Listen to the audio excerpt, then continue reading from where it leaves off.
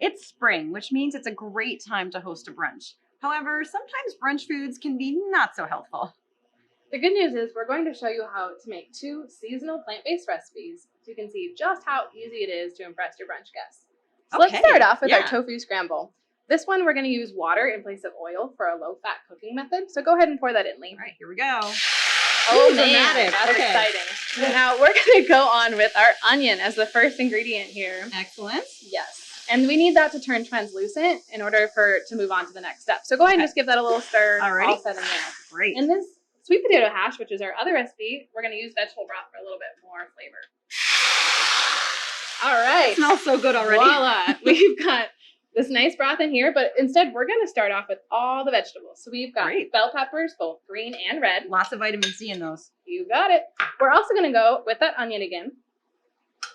And a little bit of garlic as well for all that good flavor. And good prebiotics for gut health. That's right. So your onion's getting a little bit translucent. Yeah. I think it's time to add in the garlic. All right. Let's do it.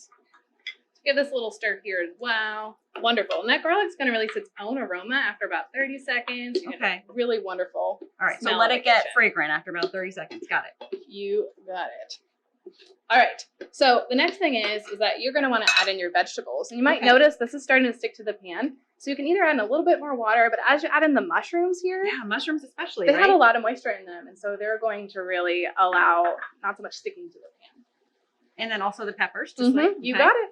They're so colorful and pretty. Yeah. They really are. And they have that nice crunch to it as well. So go ahead and give that a stir. We're going to let that cook for a little bit longer. Okay. And these vegetables need some flavor as well. So we have paprika, which is a wonderful addition to all of your potatoes here.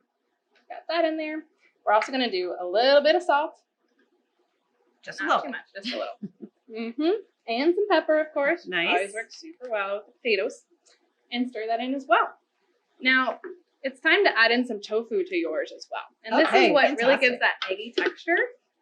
You can crumble the tofu like really small, so you get smaller pieces, or keep it kind of big if you like big pieces for your eggs. Right. Now, so question, if you have kids, this would be a great time for them to get involved because no knives, just fun kind of crumbly stuff. Okay, so this is going in. Got it. The earlier you involve those kids in the kitchen, the better. Exactly. You got it. All right, but we want those to turn yellow, right? Like white eggs don't sound really good. Yeah, not so much. So how are we going to do that, Lee?